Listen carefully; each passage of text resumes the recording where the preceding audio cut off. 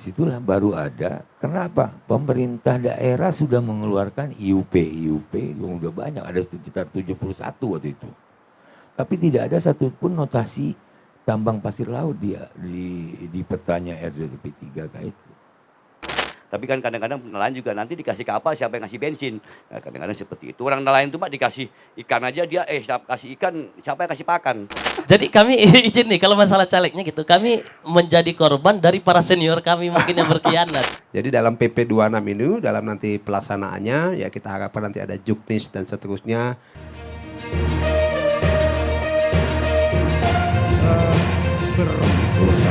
Sebenarnya kita itu punya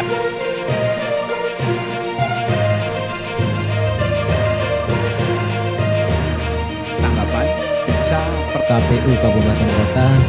kalau dia pakai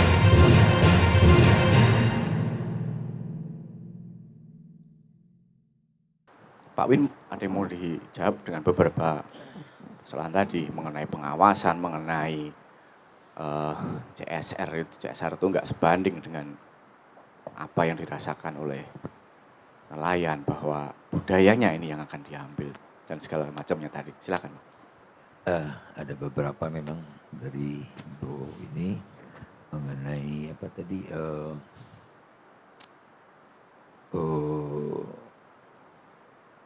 nelayan juga ya, kepentingan nelayan, ini juga mengenai lingkungan. Nah, untuk itulah kehadiran APPL, untuk menghindari terjadinya hal-hal yang tadi diduga akan terjadi, gitu ya. Karena kita punya pengalaman masa lalu kan, itulah yang kita siapkan gitu. Bagaimana nelayan ini kita robah karakternya, bukan lagi jadi nelayan pesisir, bagaimana bisa dia jadi nelayan menengah ke atas. Dengan CSR-nya tadi 15 sen, udah berapa? Kita bisa bikin kapal, bisa bikin pelelangan ikan. Kita kan tahu sekarang ini nelayan itu hanya dimakan oleh tengkulak. Ikan itu yang beli siapa? Nah kalau ada tempat pelelangan ikan, tentu yang mengelola ini adalah koperasi nelayan. Itu yang akan disiapkan oleh APPL. Dan sudah berdiri ada akte koperasinya. Dan itu sudah kita sosialisasikan di beberapa desa kepada nelayan-nelayan. Mereka menyambut baik. Tapi kan kita terkendala belum berjalannya ini gitu ya. Nah kalau kita secara ini menanggapi tadi dalam pengawasan ya. Nah di pengawasan ini tentu ada sistem yang kita buat. Ada teknologi yang kita manfaatkan. Sekarang ada IT. Di kapal-kapal itu ada AIS. Di mana monitoring kapal itu di mana di sana kita tahu. Tentu di kantor APPL dan di kantor gubernur atau di kantor bea cukai kita pasang monitoring. Gitu. Nah, dari semua itu APPL juga menyiapkan perangkat. Misalnya ada drone, ada kapal cepat untuk mengontrol. Dan pengawasan hasil tambang itu nanti akan diawasi oleh konsultan yang independen, yang dikoordinir oleh Umrah. Nanti teman-teman lingkungan bisa ikut di dalam itu mengawasi. Jadi bukan dilihat hasilnya nanti oleh konsultan yang kita tunjuk dan pemerintah tunjuk. Juga bisa melibatkan teman-teman lingkungan. Meninjau sama-sama. Apakah betul hasil penambangan yang di dalam rangka yang kita keluar dalam 3 bulan itu merusak lingkungan? Nanti kita buatkan checklistnya apa saja. Salah satu checklist saja berapa persen dari checklist itu yang memang fail, ya kita stop. Gitu. Nah, kembali kepada bagaimana cara merubah atau mindset daripada nelayan. Tentu ini ada melakukan pelatihan-pelatihan. Itulah melibatkan nanti KKP, bagaimana melatih nelayan-nelayan itu menjadi nelayan tradisional, menjadi nelayan yang lebih ininya lebih ini gitu. Dengan tadi dengan sampan, sekarang dengan motor gitu. Nah, dari KKP sendiri saya punya program untuk itu. Ada program untuk bantuan kapal kepada nelayan. Tapi dengan bantuan CSR yang udah kita siapkan, ya setiap kubik pasir yang ditambang itu bukan hanya untuk ekspor, tapi untuk dalam negeri juga ada gitu semua. Nah, itulah gunanya tata kelola penjualan pasir ini satu pintu oleh BUMD. Ya. Jadi BUMD sebagai bayar ke dalam, sebagai seller keluar. Jadi satu pintu, kontrolnya juga jelas. Berapa kubik yang dijual keluar, berapa kubik yang diambil, itu tertata. Tidak ada kan kebocoran. Nah, itu yang kita hindari. Seperti pengalaman kita dulu. Masuk ke Singapura 10 tongkang, laporan 2 tongkang. Jadi di stopnya pasir itu bukan salah satu karena merusak lingkungan saja. Kebocorannya banyak. Tapi yang nambang dulu masuk juga nggak dengan APPL sekarang pemainnya? Lain. Lain ya? Lain. Itu harus dipastikan soalnya. Lain. Ya. Nah, Anda tahu, mungkin nggak tahu kita teman-teman di sini, mungkin dari teman-teman warta juga ada tahu lah. Setiap malam pasir kita ada yang sedot. Dokumennya dari Johor atau dari Filipina. Siapa yang rugi? Yang diuntungkan siapa? Yang jelas kita rugi. Singapura bertambah terus. Pasirnya dari kita nggak bisa dapat apa-apa. Iya kan? Nah, lebih baik kita kelola. Ada hasilnya buat kita. Nelayan tambah sejahtera. Nelayan tahu ini bisa meningkatkan kemampuan dan ilmu dan kualitasnya. Tadi cuma pesisir, sekarang. Nah, tapi harus ada kelompok nelayan. Tidak bisa sendiri-sendiri. Berikan kapal yang 10 GT, 20 GT kan nggak mungkin dia sendiri kan. Ada kelompok nelayan yang dibina oleh KKP, termasuk oleh APPL nanti. Gitu. Jadi APPL dalam hal ini tidak akan lepas tangan. Kita mendirikan koperasi-koperasi. Di Karimun sudah ada tanah udah kita siapin. Nah, dari koperasi-koperasi itulah nanti akan berkembang gitu dalam dan koperasi ini dikelola oleh anak-anak nelayan sendiri yang dididik juga oleh nanti oleh dinas koperasi, manajer-manajernya yang mungkin yang tamat SMA atau yang D3. Nah, itu yang kita tempatkan di situ jadi manajer-manajer koperasi. Anggota koperasinya adalah masyarakat pesisir, bukan masyarakat nelayan saja. Jadi yang di darat pun dapat. Nah, itulah yang konsep yang APPL siapkan. Benar-benar ini yang kita jual ke Jakarta. Udah sampai ke Pak Jokowi. Jadi PP ini keluar, tentu kan di pusat.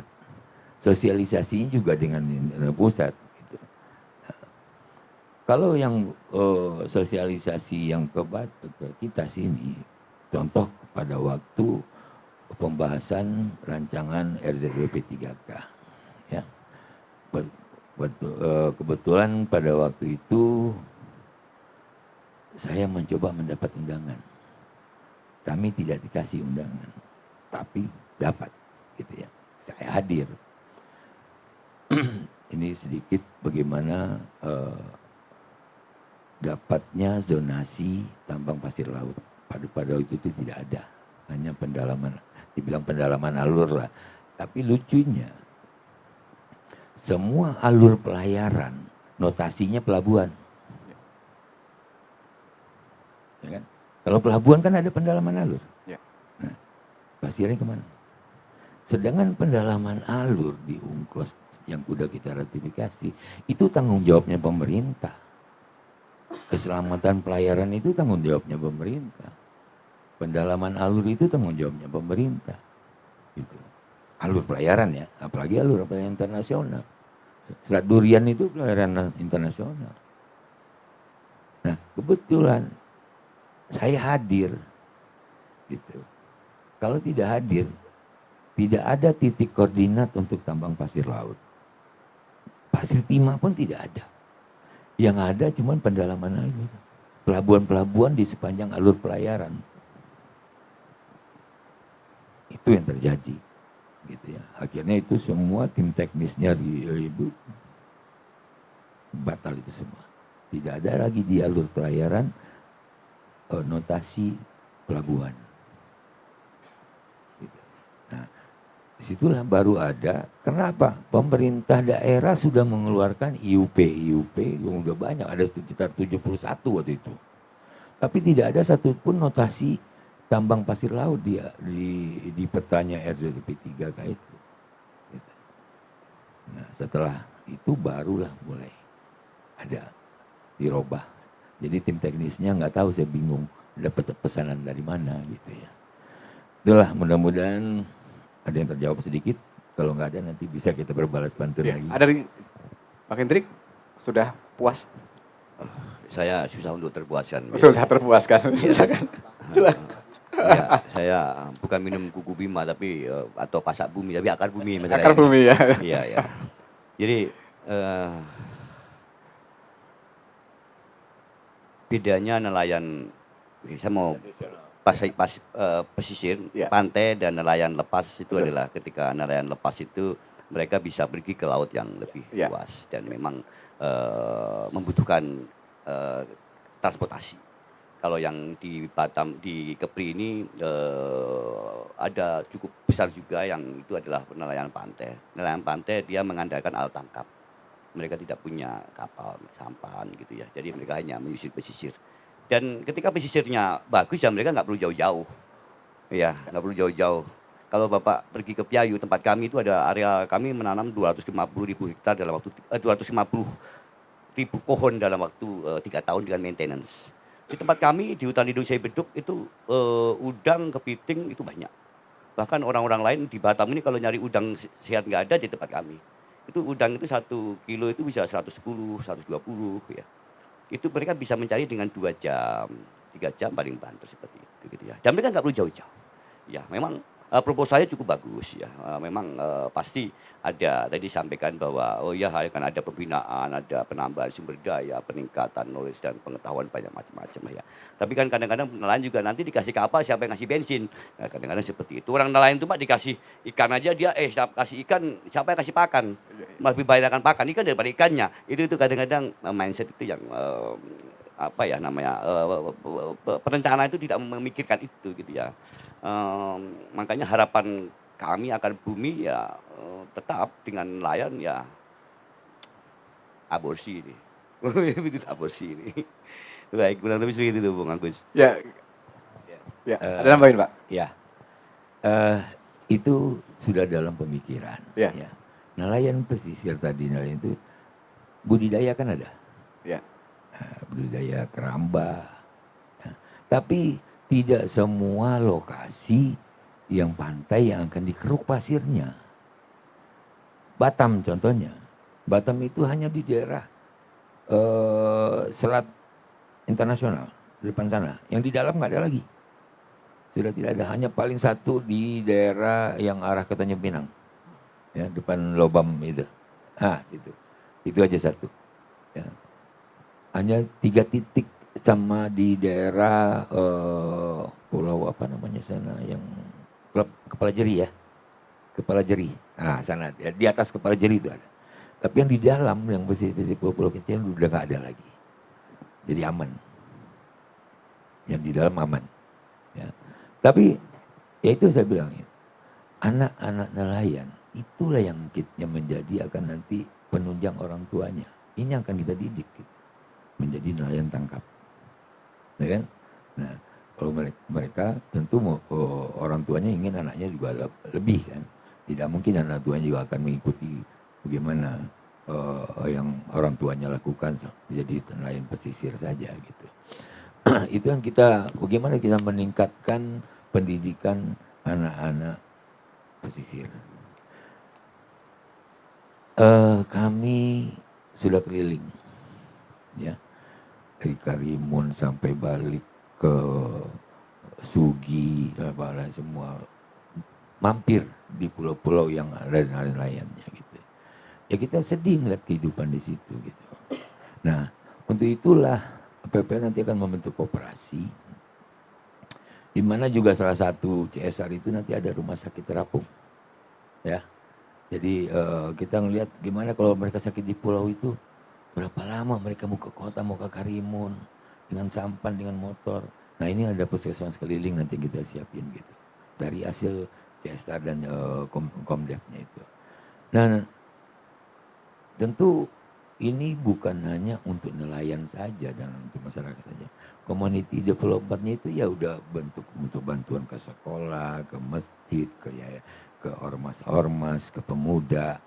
Itu dari Komdev itu juga 15 sen.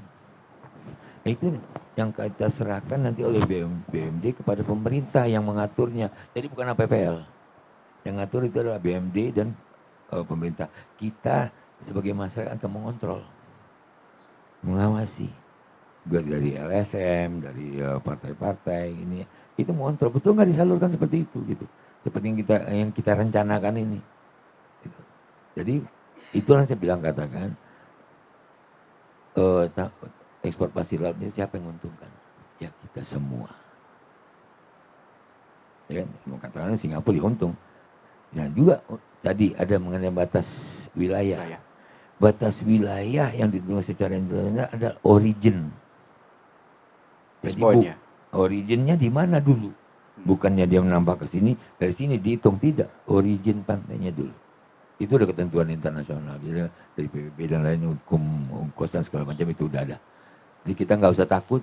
Yang panjang dia tidak melewati jalur pelayaran internasional yang di depan ini. Gitu. Ya, Bang Anwar, silakan. Ya, Bung Agus, saya intermezzo tadi dari pernyataan Pak Irwas Safwin. Sayangnya PP ini belum ada turunannya, Ya. seperti Juknis dan segala macamnya. Tapi saya berdoa, kita semua harus berdoa bahwa nanti ketika ada turunan Juknis dan segala macamnya, Pak Irwas Safwin ini adalah bagian yang ikut andil dalam menata turunan itu. Kenapa? Kalau proposal yang ditawarkan Pak Irwas Safwin tadi lebih daripada kata mantap. Super ya. Konon. Tapi kita tahu pengusaha, Pak. Ya. Pengusaha ini biasanya dalihnya itu bagus semua. Gitu. Tiba-tiba CSR itu dibangunkan untuk rumah sakit terapung, membelikan kapal yang besar, membelikan alat-alat sekolah untuk anak-anak mungkin nanti dan segala macamnya. Lalu kalau CSR itu dialihkan untuk itu semua, apalagi keuntungan dari pengusaha? Itu kita berbicara mungkin ya. Gitu. Yang kedua, jangan sampai keuntungan yang diinginkan oleh pemerintah hanya menjadi fata morgana. Kenapa? Puncaknya di 2023 ketika itu ditutup untuk ekspor 2003 ya? 2023. 2003. Awalnya di 2002 Ya. pemerintah Provinsi Riau menyepakati bersama dengan Kementerian Perindustrian dan Ekonomi bahwa ada 14 atau 15 pulau yang sudah tenggelam. Sampai dengan puncaknya 2003 ekspor pasir ditutup. Itu historikalnya. Sampai dengan tahun ini, 20 tahun setelah itu dibuka lagi oleh Pak Jokowi.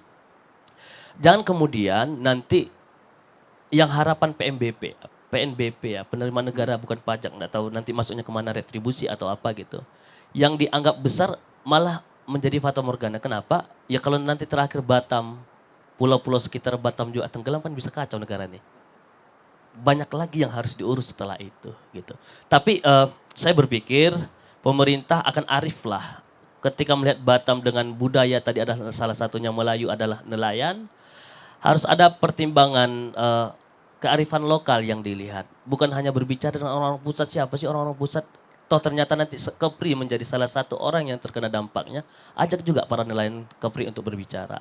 Selebihnya saya pikir nelayan ataupun orang-orang di hinterland akan lebih welcome, akan lebih open-minded ketika memang penjabaran dari pemerintah rasional. Tapi kalau pengusahanya yang maju, bukan pemerintah yang maju, saya yakin tidak percaya juga. Kami udah kesekian kali ditipu gitu, tidak mungkin akan ditipu lagi gitu. Ini jangan kayak janji caleg nih, tua gitu. Tapi janji caleg nggak kayak gitu kan? Kalau kayak gitu juga. Kayak gitu juga. Jadi kami izin nih kalau masalah calegnya gitu, kami menjadi korban dari para senior kami mungkin yang berkhianat kan. Oke. Iya, Oh, ya, jadi- Bung ya. Kami yang terima nasibnya gitu. Oke, Iya. itu aja Bang Agus. Ada tambahan Bro ini. Ya, oke. Jadi pembicaraan kita sudah cukup menarik sebenarnya karena sudah ada yang pro dan kontra begitu ya. Nah, hanya memang disayangkan di tengah-tengah kita nggak ada dari pihak penyelenggaranya, Ya. begitu ya, dari KKP-nya tidak ada. Kemarin kita memberikan undangan juga teman karena kesibukan. Oh, jadi oke, tidak nggak bisa. apa-apa. Jadi Ya. mudah-mudahan juga nanti menjadi bahan yang didengar juga Ya. oleh KKP. Jadi waktu nanti kita bicara di sini, ini tidak menjadi sesuatu yang hanya sekedar pengisi acara, Ya. begitu ya, tetapi menjadi sesuatu yang menjadi masukan. Apalagi yang disampaikan oleh Pak Win sebagai ketua APPL, ya itu sangat-sangat bagus sebenarnya ya. Jadi semangat saya tetap sama tadi saya katakan, kita tidak semata-mata langsung menolak. Nah, PP 26 ini begitu ya. Memang ada luka di 2003. Tapi bagaimana kita bisa memperbaiki luka itu? Ya kan, dengan cara ya tentu ya 2003 dengan 2023 pasti sudah jauh beda. Ya. Nah, baik dalam sistem misalnya kita bicara tentang pengawasan ya tadi Pak Win sudah singgung tentang bagaimana teknologi yang dilibatkan misalnya. Kalau dulu mungkin monitornya kita harus visualisasi datang begitu ya. Tapi kan sekarang sudah begitu canggihnya peralatan. Ya, dengan GPS dan seterusnya dan juga bagaimana e-log namanya, e-book Bu ya. Yang bagaimana setiap ada transaksi bisa langsung secara real time gitu langsung bisa dalam monitor dari seluruh instansi terkait. Tinggal semangatnya saja ya. Kalau tadi ada teman-teman tadi yang berusaha merasa ditinggalkan ya karena mungkin tidak diajak bicara lebih dahulu. Mungkin ini mudah-mudahan pemerintah mendengar supaya ayo kita ngobrol gitu loh. Kadang-kadang kan kita kan mencegah karena mungkin bisa saja karena tadi bahasa saya kurang sosialisasi gitu ya. Setelah kita bersosialisasi apa-apa saja yang ditakutkan ternyata bisa terjawab begitu ya dengan apa yang menjadi rancangan daripada pemerintah. Mudah-mudahan itu menjadi sebuah solusi dan pengawasan saya sepakat bahwa semuanya harus dilibatkan secara transparan begitu ya. Jadi tidak hanya pengusaha tetapi seluruh stakeholder yang ada, LSM, lalu pencinta-pencinta lingkungan dan seterusnya itu harusnya dilibatkan. Jadi memang keterbukaan ini sudah menjadi sesuatu yang harus di era sekarang yang saat ini nggak bisa semua tertutupi. Ya, semuanya terbuka nih, nggak ada yang kita tutupi lagi semua ya. Jadi dalam PP 26 ini, dalam nanti pelaksanaannya, ya kita harapkan nanti ada juknis dan seterusnya. Ya kita masih menunggu, ya karena memang saya dengar kemarin ada pertemuan juga di Jogja Pak ya, tentang mereka sedang mencoba mencari teknologi yang aman, ramah lingkungan. Nah, bahasanya begitu ya, teknologi yang ramah lingkungan, tetap sedot tapi nggak ganggu. Wah. Apakah itu mungkin? Menurut saya memungkinkan. Nah, Ya, mengenai tadi satu analisa ataupun dugaan dari Samdana. Kok ujuk-ujuk ini? Ada apa ini misalnya secara politisnya? Ya oke. Kalau dari saya kebetulan karena saya di tahun 2019 saya aktivis di Gerakan Poros Maritim, Geomaritim sebelum saya ada di PSI. Ya 2019 waktu itu sama-sama bareng dengan Bang Hendrik juga sempat kita nanam mangrove dan seterusnya. Kami ini pengamat maritim Pak. Ya, bagaimana meningkatkan potensi kemaritiman tidak hanya di Kepri tapi ya kita berharap Indonesia. Karena memang Pak Jokowi berharap bahwa Indonesia menjadi poros maritim dunia. Begitu ya. Kalau menurut saya ini bukan ujuk-ujuk karena memang dari 2021 saya sudah dengar rencana tentang bagaimana pasir laut akan dibuka lagi kan ekspornya. Ya, kalau tidak salah bulan-bulan Februari 2021 saya sudah diajak oleh seorang peneliti ya, itu adalah seorang kapten, saya sebut saja namanya karena beliau juga sudah mengabdikan dirinya yaitu Kapten Max Joseph Lumaintang. Dia adalah dari Yayasan Pengembangan Maritim Indonesia yang sangat concern dengan maritim. Saya waktu itu sempat diajak ngobrol dan kita diajak membuat sebuah penelitian dan kita menghasilkan satu jurnal. Nah, saya waktu itu dilibatkan karena kebetulan saya adalah akademisi gitu ya. Walaupun namanya bukan muncul nama saya tapi nama beliau gitu ya. Itu dari 2021 kajian itu sudah ada. Maka tadi saya udah bilang bahwa ada isu yang perlu diwaspadai itu karena muncul dari itu. Makanya saya cek-cek lagi, oh jurnalnya masih ada ternyata ya. Kalau Mas Agus mau saya kasih hari ini ya. Dan namanya belum ada juga. Nama saya nggak ada, nama beliau ada ya. Dan itu yang akhirnya disubmit juga menjadi salah satu bagian diberikan kepada KKP waktu Ya. itu, ke Kementerian Kelautan Perikanan. Jadi kalau dibilang ujuk-ujuk enggak juga, karena memang mungkin karena kita saja yang tidak konsen di sana, gitu ya. Dan juga mungkin juga karena pemerintah kurang melibatkan. Ya. Ya, tapi kalau dalam perjalanan itu saya lihat dari 2021 sudah disondingkan. Lalu saya dengar juga tadi yang saya bilang keputusan Menteri tahun 85, 2021 sudah bicara tentang harga atas segala macam. Berarti sebenarnya perangkat itu sudah dibicarakan gitu lah. Hanya tinggal ketok palunya Pak Jokowi waktu itu. Ini saya dengar apakah betul atau tidak ya, tapi bisa menjadi sebuah pertimbangan begitu ya. Karena waktu itu kan kita sedang membutuhkan dana untuk penanggulangan COVID-19 tahun 2021 karena lagi tinggi-tingginya COVID. Lalu itu yang saya dengar bahwa butuh dana Indonesia ini. Dari mana? Ya kita harus menggali apa yang ada. Nah, salah satunya adalah potensi dari pasir laut. Ya, jadi kalau dibilang ujuk-ujuk, saya rasa enggak. Ya, hanya mungkin karena kita saja yang mendengar ujuk-ujuknya, begitu ya. Tapi Gimana, dalam, Bang Samdana? tetapi Ada dalam pembahasannya sih sudah dari lama Ya. ya. Jurnal itu sudah saya punya 2021. Ya. Gini, kenapa kalau saya bilang itu ujuk-ujuk muncul? Ya. Pertama, kenapa produknya kebijakan ini nggak dalam bentuk undang-undang? Ya. Karena kalau dalam bentuk undang-undang pastinya dia melibatkan DPR.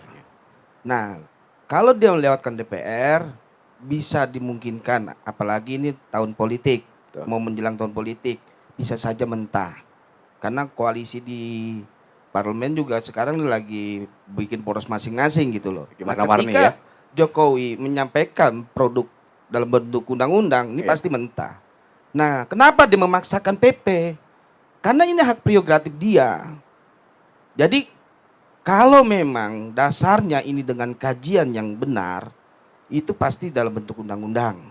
Nah, yang kedua, kita bilanglah tadi lah soal pengawasan. Kita pengawasan tuh bukan soal endingnya bagaimana melihat ada nggak kesalahan yang dilakukan. Tetapi endingnya adalah bagaimana setelah kesalahan itu dilakukan, apa yang akan dibuat untuk membuat jerah. Ini kan cuma sanksi, ini cuma administrasi, bukan pidana. Jadi siapapun akan bisa merubah jaketnya dari nama PTA jadi PTB. Nggak usah jauh-jauh, coba deh ke Tanjung Uncang. Berapa banyak yang sudah ditutup gara-gara besok berubah dia. Hitungan menit aja untuk kayak gitu. Nah makanya saya bilang disinilah lihat. Karena ini cakupannya luar biasa, cakupannya sangat besar, maka dibuatlah produk kebijakan itu memang yang benar-benar gitu loh. Sehingga ketika ada celah terjadinya kesalahan di sana, itu produk kebijakan itu memang sudah bisa mengikat dan membuat sistem jerah terhadap pelakunya itu menjadi efek yang betul-betul berkelanjutan. Undang-undang tentang narkoba jelas pidana, masih banyak orang yang pakai.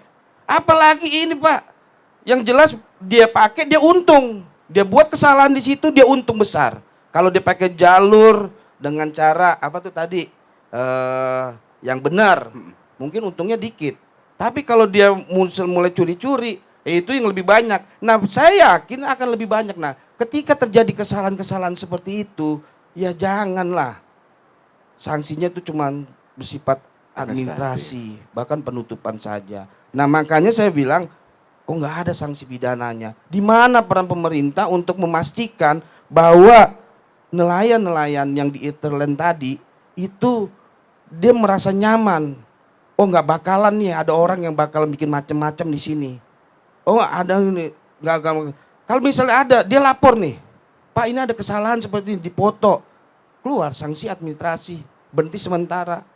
Besok ganti baju, lain lagi orang. Begitu-gitu terus kita. Nah masalahnya efektif tindakan yang akan dilakukan untuk preventifnya itu ya belum terbukti gitu loh, belum terlihat di PP ini. Baik. Gitu. Pak Win? Ya, ya itulah gunanya untuk menangkal apa yang diduga oleh Bung akan terjadi orang ganti baju. Ya. Karena kalau konsep APPL ini memang dipakai oleh pemerintah, itu tidak akan terjadi. Karena yang menambang adalah BUMD, bukan yang pegang IUP. Ya. Ya, yang nambang adalah BUP. Berarti belum ada kepastian bahwa pengusaha-pengusaha yang tergabung di APPL akan mendapatkan area tambang nantinya. Itulah yang sedang kami perjuangkan sekarang ini. Ya. Supaya betul-betul pola itu tidak mengikuti pola lama. Atau APPL melihat ada suatu pesaing, misalnya pemain dari luar Kepri atau mana yang akan melakukan itu? Sekarang banyak orang mau berebut. Banyak orang yang mau membeli. Banyak sekarang calo-calo. Broker-broker. Ya. Ya. Jadi itulah yang saya terus terang, saya tidak punya KP. Saya membantu mendirikan APPL ini betul-betul untuk pengabdian kepada Kepri. Gak punya Ya. KP saya. Ya. Ya, saya berbuat untuk APPL ada untuk Kepri. Tidak punya KP saya. Ya, boleh dibuktikan, dicari apakah saya punya izin. Tidak ada. Ya, karena betul-betul saya mengawal ini. Saya mengawal. Gitu. Jadi apa yang saya sampaikan tadi itulah konsep dan kajian yang sudah kami buat. Ya, dan itu juga melibatkan profesor-profesor juga, terutama Pak Rukmin Damuri. Berapa kali beliau ke sini melakukan sosialisasi, tapi terakhir kemarin dari DKP, tapi tidak ada satupun teman-teman LSM yang hadir, baik dari NSI, dari lingkungan, tidak ada yang hadir, hanya banyak Yang pertemuan kemarin di Hotel Primer. saya sempat baca apakah salah, soalnya kan kalau nggak salah HNSI Batam nggak ada listnya. Nggak ada yang datang. Nggak ada list undangannya. Kalau NSI-nya nggak ada, tapi lingkungan dan lain-lain ada kan. Memang mungkin dia ada terselip, nggak Ya. ada NSI. Saya protes itu. Ya kan? NSI nggak ada. Betul kan, HNSI tidak diundang waktu itu. Ya. Tidak ada dalam list undangan. Kalau saya baca undangannya. Iya. Tapi di Jakarta, Ya. NSI pusat yang semua yang berlingkungan dengan ini, dengan pemerintah daerah yang sosialisasi di Jakarta itu ada ikut. Ya. Ya. Itulah saya katakan, bagaimana kita meminimalisir yang kejadian-kejadian yang akan terjadi seperti zaman dulu. Konsep satu pintu melalui pembelian dan penjualan melalui satu pintu oleh BUMD Kepri. Nah, secara ini BUMN ini kan punya holding. Mungkin nanti yang ditunjuk adalah holding BUMN. Holding BUMN yang menunjuk nanti ke BUMD Kepri sebagai pelaksana. Karena ini kaitannya sudah dengan kaitan PP ini ya. Nah, kita mengharapkan turunan PP ini sesuai dengan yang kita inginkan. Gitu. Betul-betul pengawasannya, TP4L-nya sudah terbentuk yang dikuasai oleh Menteri DKP. APPL ada di dalam sebagai pengawasan. Semua instansi yang terkait dalam pengawasan sudah ada di dalam itu. TP4L sudah dibentuk oleh Presiden. Ya. Tentu di daerah juga kita bikin lagi dengan gubernur. Karena gubernur juga sebagai anggota juga di situ gitu. Nah, kita menyarankan seperti yang saya katakan dari awal, pengawasan yang betul-betul di dalam proses penambangan.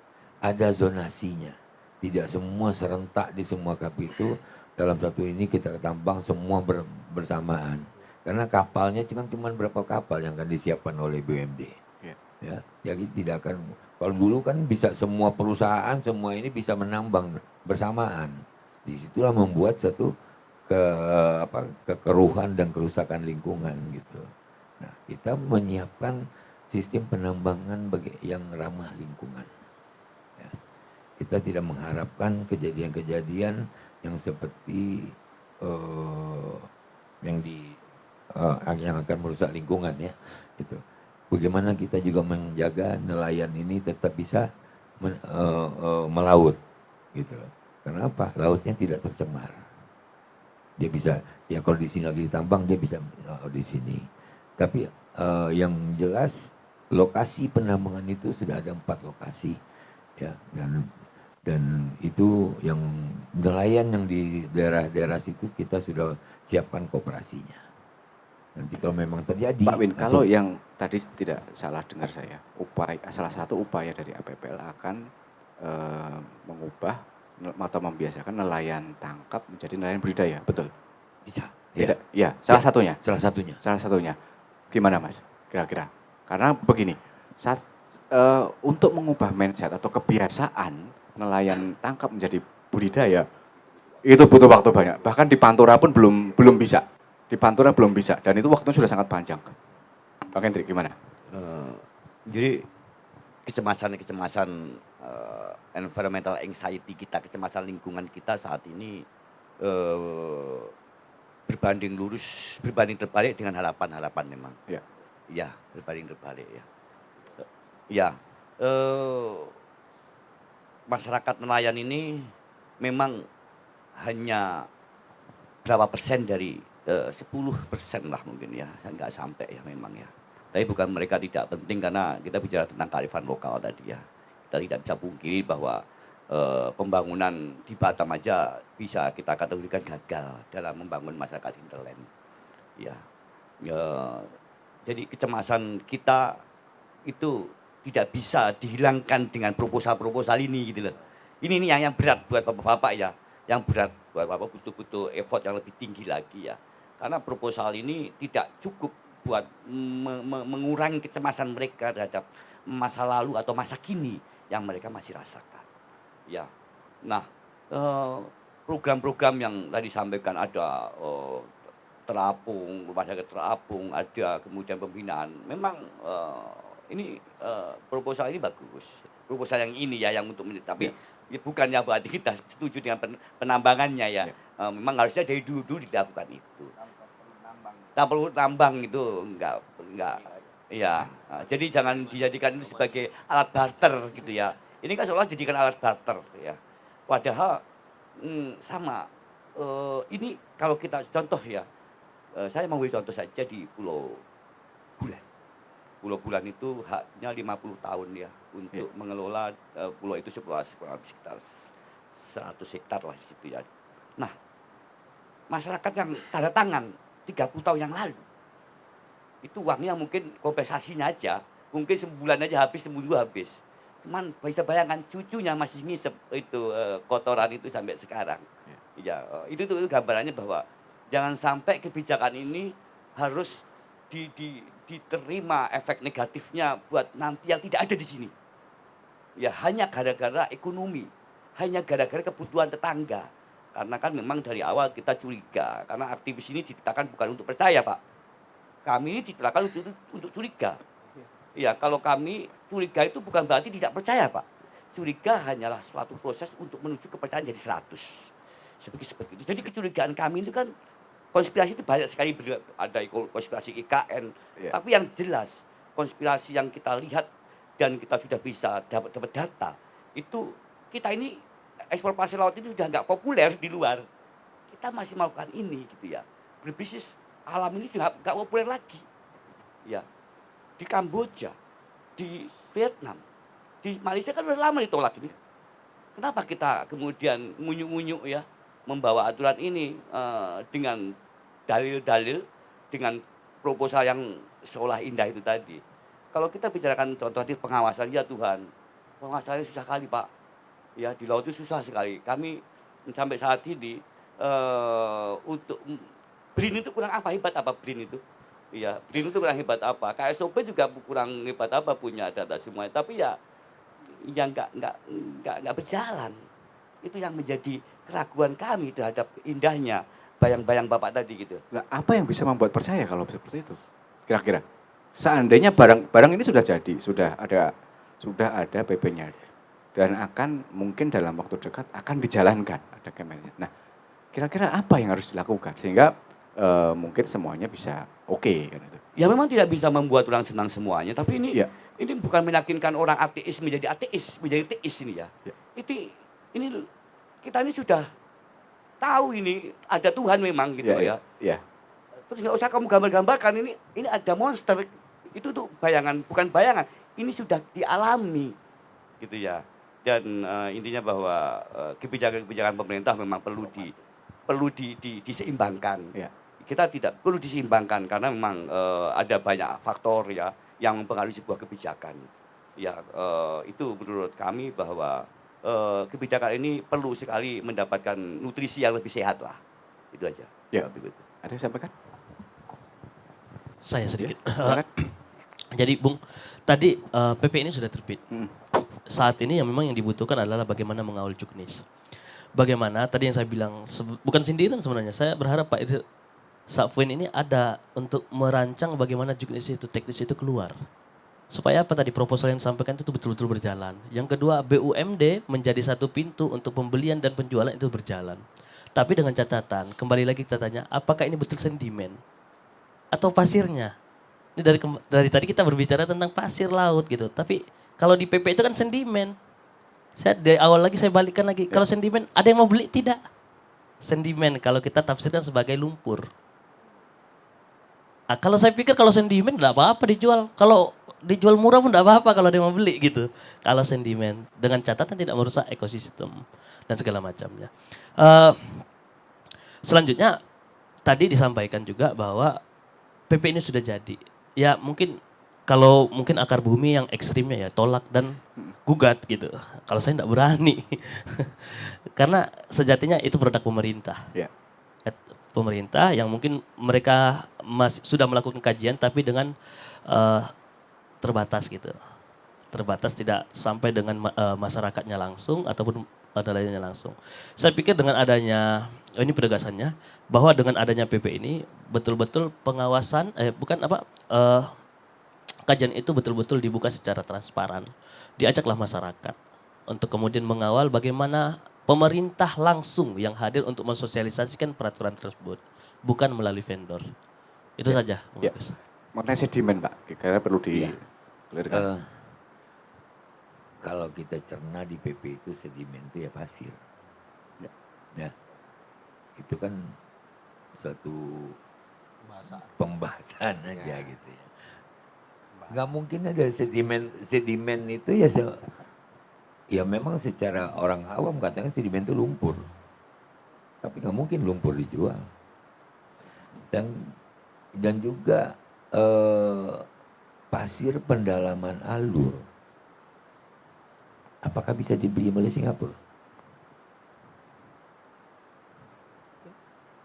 Belum tentu. Pendalaman alur itu bisa ada B2, B3 di situ. Ya kan? Karena alur pelayaran ada oli yang mengendap di bawah. Nah, itu perlu dibersihkan katanya kan gitu. Cuci. Perlu dicuci. Nah, saya mengharapkan apapun lah sosialisasi yang dilakukan oleh pemerintah, kita tanggapi, kita datangi, kita berikan masukan, kita berikan koreksi.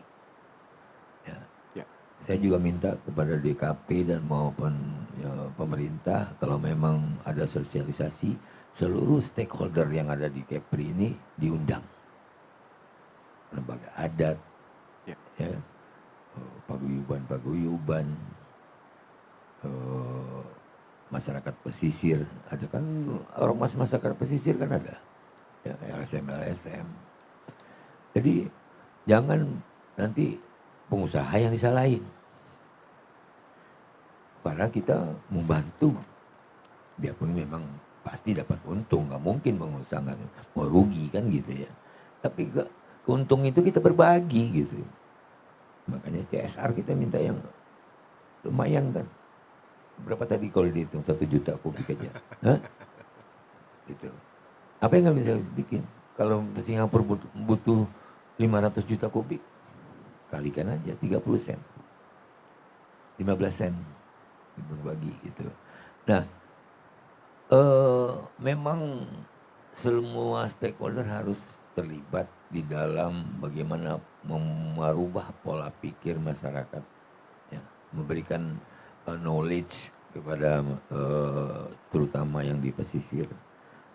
Memang susah, ya, untuk kita udah pengalaman lah memberikan kerambah kepada kawan-kawan di pesisir itu.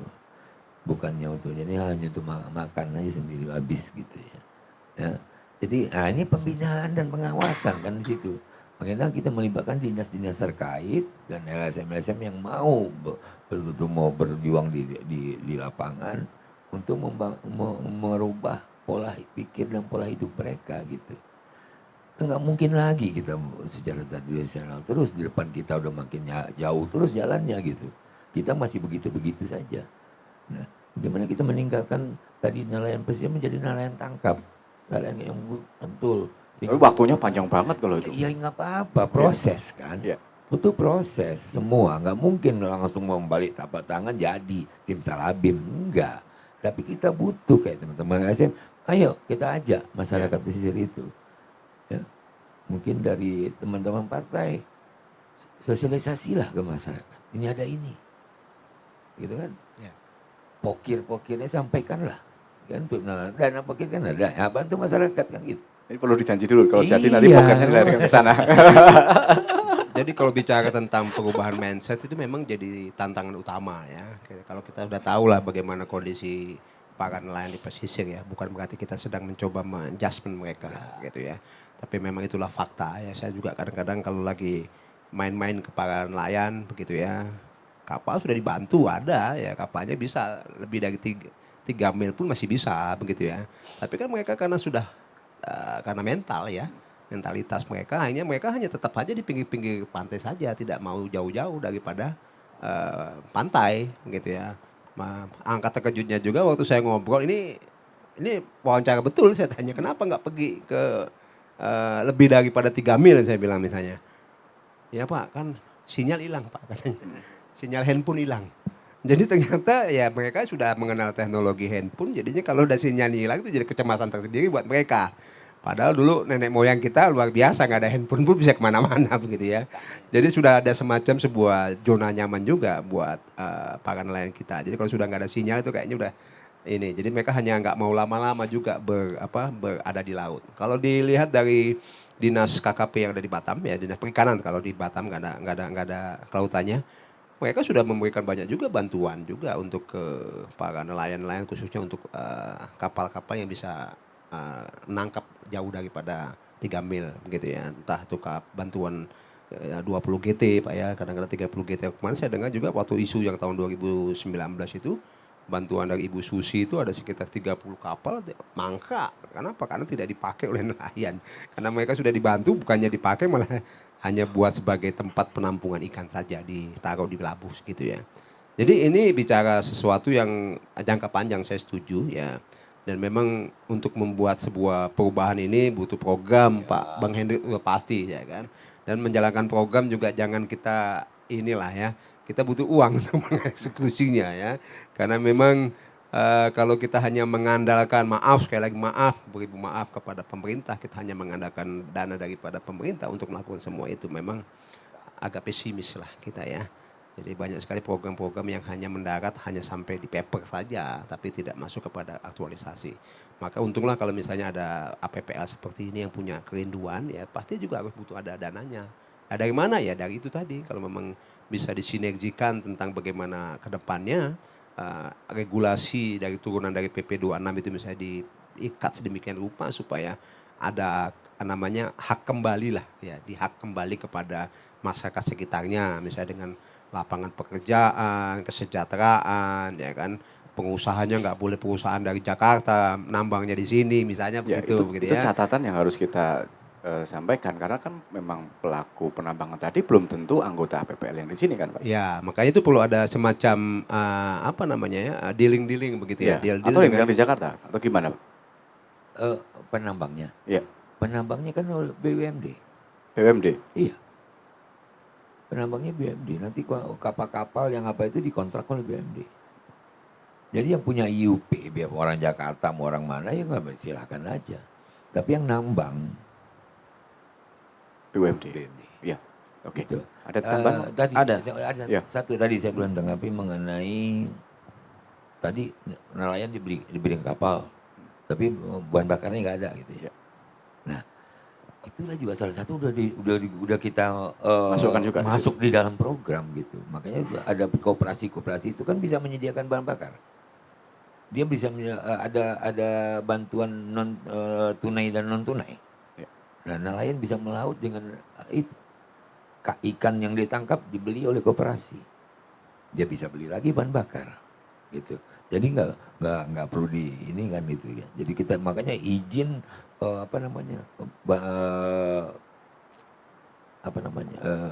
pom bensin terapung. Nah, gitu. Jadi ada nanti kita ini, gitu. Jadi APPL akan menggait pengusaha-pengusaha yang mau nanti membangun cold storage, ya, mau pengelolaan, pengalengan ikan, nanti kita bawa gitu, kita cari yang mau. Jadi bukan hanya nanti kita berikan dia kail umpannya, tapi kita nggak siapkan untuk selanjutnya gitu. Jadi keuntungan pengusaha-pengusaha itu kan banyak, di belakangnya kan ada lagi yang lain-lain. Nah, itulah kita gunakan nanti di daerah, mungkin di pulau-pulau kita bikin kemana untuk TPI-TPI-nya sekalian, mungkin ada pabrik penggalengan ikan, pabrik es dan segala macam gitu. Baik. Silakan Bang Sarah. Oke, gini ya. Kalau dibilang mindset masyarakat juga harus dirubah. Sebenarnya kalau saya cenderung mindset pemerintah yang harus dirubah. Cara pola pikir mereka juga harus berubah. Ya. Jangan memaksakan masyarakatnya harus berubah, tapi tata cara mereka nggak berubah gitu loh. Ini kan seolah-olah masyarakat yang nggak mau, nggak bisa. Tapi mereka kayak mana sebenarnya? Ketika sebelum ada aturan ini contoh, pernah nggak mereka itu datang ke wilayah-wilayah itu rutin gitu loh? Enggak, lebih banyak ngabisin waktunya di kantornya. Nah kalau bicara katanya, ayo masyarakat rubah mindset. Pemerintah, lu kapan ngerubah mindset lu? Kalau lu udah ngerubah, mungkin yakin deh, nggak perlu disuruh, mereka juga ikut. Karena kenapa? Indonesia ini kan masyarakat timur, dari dulu budaya timur. Kalau pimpinannya benar, Bawahnya juga benar. ikut dia ke bawahnya, itu saja. Nah, kedua yang tadi disampaikan terkait berulang-ulang, PP ini akan baik jika memang sanksinya juga tegas. Sanksinya memang betul-betul memberi efek jerah. Jadi jangan pernah kita nanti mau buat ini, programnya ini. Program-program yang dibuat itu bisa saja ada nanti bersifat penyimpangan, apapun itu pasti bisa terjadi. Cuman permasalahannya sanksinya di PP itu aja belum tegas. Iya. Belum memberi efek jerah. Lalu bagaimana kita mau bicara ini akan memberikan kepastian yang baik gitu loh. Kalau sanksinya saja udah enggak kita bisa lihat. Makanya saya gini lah, ketika kebijakan itu dibuat untuk menata suatu kehidupan, untuk menata atau mengelola suatu hal, kalau sanksinya itu enggak pernah memberi efek jerah, saya bilang itu nonsen ngomong. Apapun kita saat ini itu nonsen. Baik. Itu aja Pak. Ya, nanti kita akan diskusi lebih jauh mengenai sanksi dan sebenarnya. Mungkin tanpa sanksi pun bisa berjalan, apakah bisa seperti itu?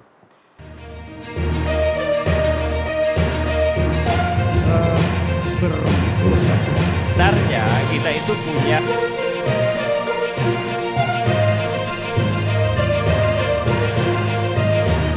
Tanggapan bisa per KPU Kabupaten Kota